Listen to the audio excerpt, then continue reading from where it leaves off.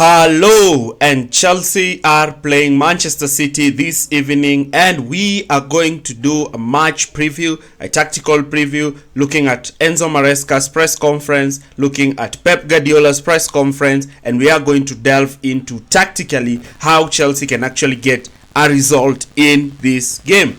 Now, Chelsea currently are sitting 4th in the Premier League table. They have hit the magical 40 points, and Chelsea need to surge forward, get 30 extra points, and ensure they secure top 4 for next season, because Chelsea have not been in the Champions League for the past 2 seasons, and this is the season where Chelsea highly need that Champions League spot. And that game today is Chelsea against Manchester City, one of Chelsea's top contenders. Now, Pep Guardiola got a resounding victory against Ipswich Town in his last Premier League fixture, but he suffered a defeat at PSG. I've done a video on that, and I've explained to you that you can actually go how Chelsea can actually learn from PSG and actually look to execute the plan that PSG executed against Pep Guardiola's Manchester City. But let's look at Enzo Maresca's press conference. Now, Maresca had a lot to say in his press conference, and in particular, he talked about his time at Manchester City.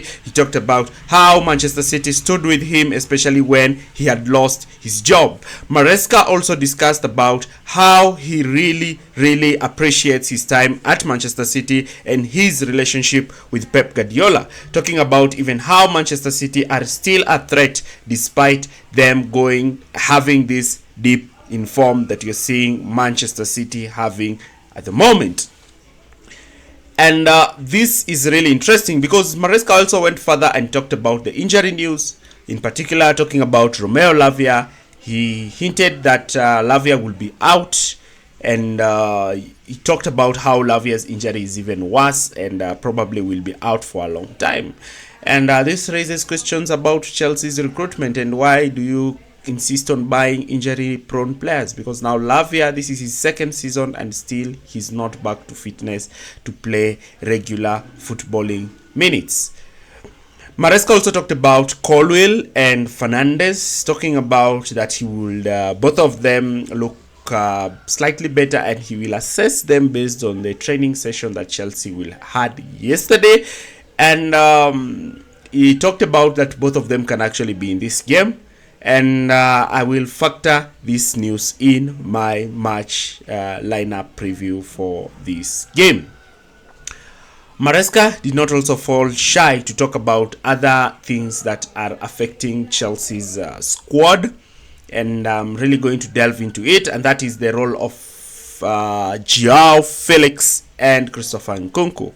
He talked about and said that these are 2 outstanding players. These are players who are training well, they are playing well, they are remarkable, but he said the problem is not their players, but the problem is actually himself, who's unable to actually select the 2 players. And I honestly cannot blame him, because Maresca understands the nature of the job, and he understands that yes, he cannot just pick an attacking setup, because where will you get the defensive balance? And we know the way our defense has been quite shaky, especially missing key players such as Reece James due to injury. And Maresca is optimistic that he will actually give them more time. Before we even start our analysis, do not forget to like, share, and subscribe to this channel for more videos like this. Let's look into the lineups. So in goal, Robert Sanchez retains his position in goal and is more likely to start this game. Sanchez created a howler when he conceded that corner, and that is a game that I expected Chelsea to keep a clean sheet. Like, some goals, you just don't keep them, because if Chelsea win 3-0, then it means that Chelsea's defense gets the credit.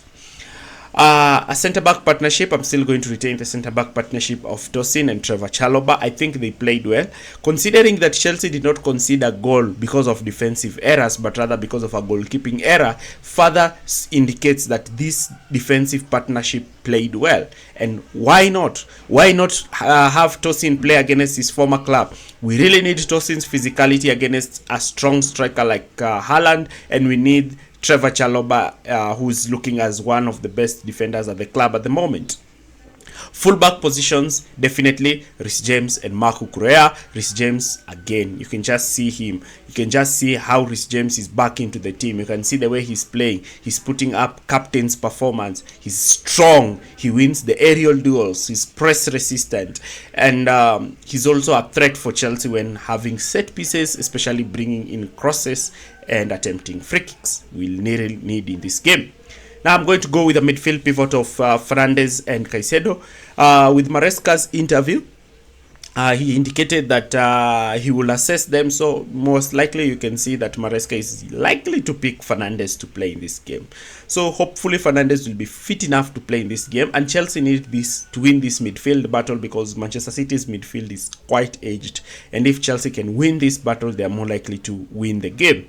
Moving on to the attack, and I'm going to drop Neto. I think Neto has not been playing well of late, and I'm going to bring back Sancho and Palmer, who are former Manchester City players, and you just know that aura that former players have against their former clubs. Probably they might combine to score a goal. Probably both of them might score a goal. Maybe both of them might actually put up a show in this game. So you really need these kinds of players in these matches. So, and Noni Madueke scored a goal, so probably retains his position at right wing. Leading the line is Jackson again. Chelsea do not have an option because Jackson is the only number 9, but Jackson is missing a lot of chances. And I'm seeing Chelsea going to sign Garnacho. I'm wondering why splash 60 million on Garnacho when you can just pay that money and get Duran from Aston Villa. I really don't understand the recruitment of this club because Jackson is not fitting quite the bill. Let's look at the tactics. So Manchester City will look to aggressively press Chelsea aggressively high because they're at home. They want to dictate the tempo of the game. They want to dominate possession.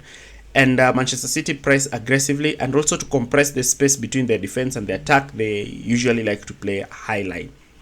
The pressing is usually initiated by Haaland, joined by De Bruyne, and because De Bruyne also has aging legs in his feet, then you're more likely to see Manchester City looking to be quite slow when it looks to how they are going to press.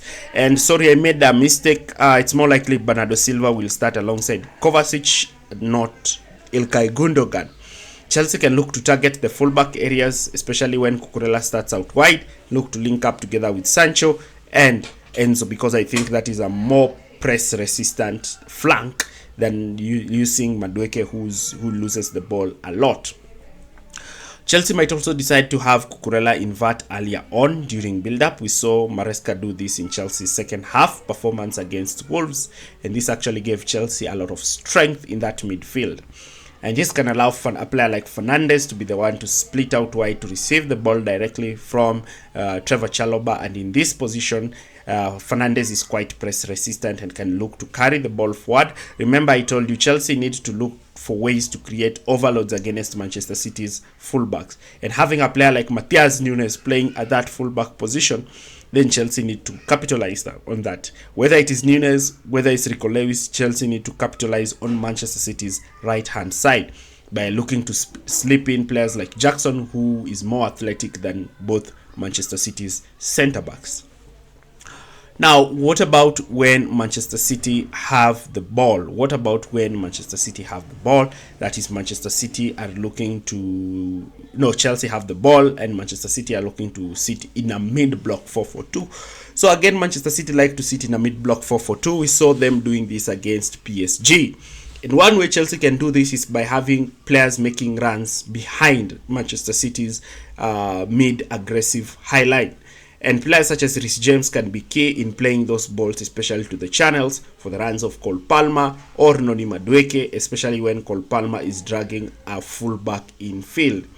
Madueke in this position, once he receives the ball, should be much more direct, looking to take on his fullback or looking to link up with Cole Palmer, where Palmer can either attempt a shot on goal or can look to slip in Noni Madueke into that half space channel where Madueke can find himself in a position where he automatically attempts a shot and probably scores for Chelsea.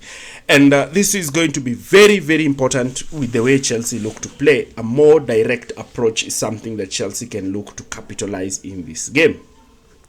Chelsea can also decide to use the kite midfield by having Fernandes and Cucurella playing in the half spaces and having only Caicedo playing as a solo pivot. This further overloads Manchester City's backline and puts Manchester City in a position where they have to commit a lot of players defensively, or else Chelsea can tear them to shreds when they are looking to attack. But the main aim is to try and outnumber and outmuscle Manchester City's midfield, because Manchester City's midfield has been their biggest weakness, especially with the absence of a key player such as Rodri Hernandez. Caicedo in this position will be tasked to be the one to play these penetrative passes in between the lines, or the task can also be delegated to Tosin Adarabioyo, who will be the central-most centre-back and probably be the centre-back who has a lot of time and space with the ball. In these kinds of scenarios, Chelsea can actually be in a position where they're able to create that kind of kite system in midfield and have a solid back three behind them. This can make Chelsea outnumber Manchester City's double pivot as well as outnumber Manchester City's backline, allowing Chelsea the opportunity to create problems for Manchester City. But what about when Manchester City have possession? Now, when Manchester City have possession, this will be quite unique because Manchester City like to play from the back, but we saw using PSG's blueprint, PSGs were able to press the hell out of Manchester City, and in particular, Ederson for the first time was seen to be clumsy on the ball. So Chelsea can utilize the aggressive man-oriented press by having Jackson and Palmer go aggressively against Ederson and the centre-backs, while players like Fernandes and Caicedo cover the midfield, and players such as Sancho and Noni Madueke looking to cover the wide areas. Chelsea can also use a man-oriented press when Manchester City move into a mid-aggressive block by ensuring that they limit players such as De Bruyne, Bernardo Silva, and Mateo Kovacic any opportunity and space on the ball. This is something that Chelsea can look to exploit, with Caicedo playing slightly deeper, looking to sweep around. Chelsea might also look to force Manchester City to play the ball towards the wide areas, closing all central passing options, because Manchester City like to do this. And once Chelsea do this, Chelsea can now engage in an aggressive touchline press where they can look to try and overload Manchester City and create tons and tons of problems for Manchester City, forcing Manchester City to play the ball towards the wide players, where Chelsea can look to exploit by either winning the ball before and looking to hit Manchester City directly with the lethal transitions. Without possession, Chelsea can look to sit either in a 4-4-2 or in a 4-2-4, because Manchester City might decide to overload the midfield by either inverting Matheus Nunes if he starts at right back, similar to the way he played against Ipswich Town, and in this case stacking in Vardiol to form a back three. When Manchester City decide to move in this system, Chelsea should move into a 4-2-4 with Jackson and Cole Palmer looking to sit on the pivots, and Sancho and Noni Madueke in particular being the one to spring out.